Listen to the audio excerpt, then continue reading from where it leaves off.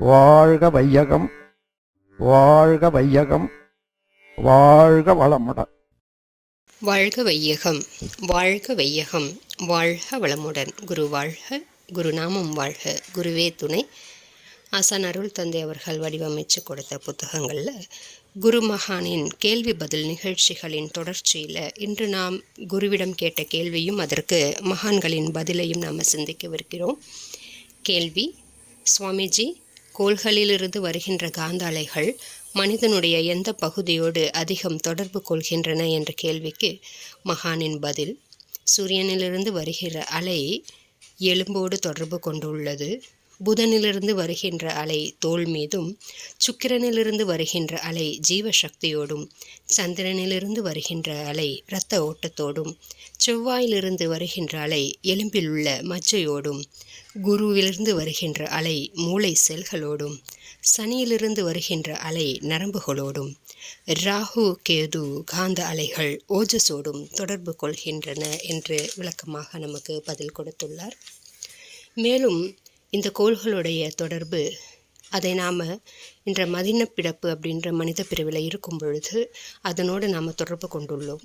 அதே நேரத்தில் அந்த கொள்கையோட தொடர்பை துண்டித்து விடுவதர் அப்படின்றது இறைத்தன்மையின் தொடர்பை ஏற்படுத்தி கொள்ளும் போதே தான் நடைபெறுகிறது.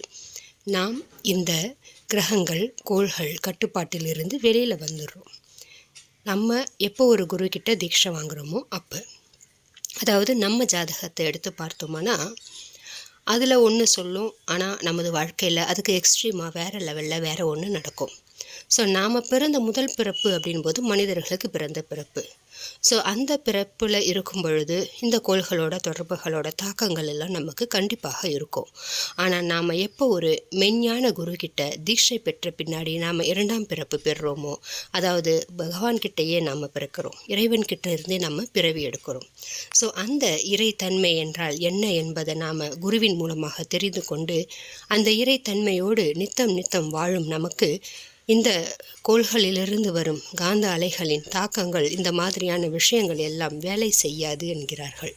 அப்படியே அது வேலை செய்தாலும் அதனுடைய தாக்கம் எந்த அளவிற்கு இருக்கும் என்ற கேள்விக்கும் நம்ம பதில் தெரிஞ்சிருக்கணும். அதனோட தாக்கம் மிகவும் குறைவாகத்தான் இருக்கும்.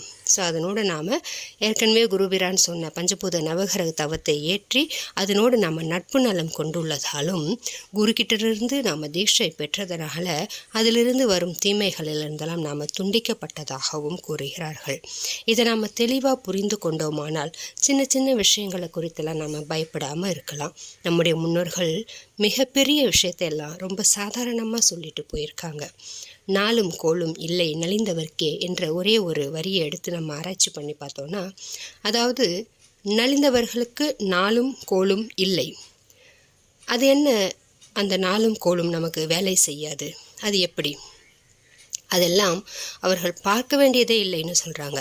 அவர்களை அது ஒரு விதத்தில் கூட பாதிக்காது என்கிறார்கள். சரி, யார் அந்த நலிந்தவர்கள்? ஏன்னா அந்த நலிந்தவர்களுக்கு தான் நாளும் கோளும் இல்லை என்கிறார்கள் இல்லையா? அப்போ அந்த நலிந்தவர்கள் யார்? யாரை நலிந்தவர்கள் என்று நாம் கூறுவோம் தெரியுங்களா?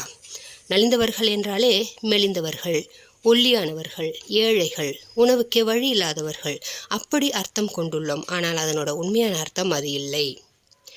இந்த நலிந்தவர்கள் என்பவர்களை இறைத்தன்மை என்றால் என்ன என்பதை தெரிந்து கொண்டவர்கள், இறைத்தன்மையோடே வாழ்ந்து பழகியவர்களுக்கு, நித்தம் நித்தம் இறைத்தன்மையோடு வாழ்ந்து வாழ்ந்து வாழ்ந்து தன்னுடைய நானை அழிய பெற்றவர்கள், தன்னுடைய அகங்காரம் அழிய பெற்றவர்கள், தன்னுடைய மனம் அழிய பெற்றவர்கள், அவர்கள்தான் நலிந்தவர்கள்.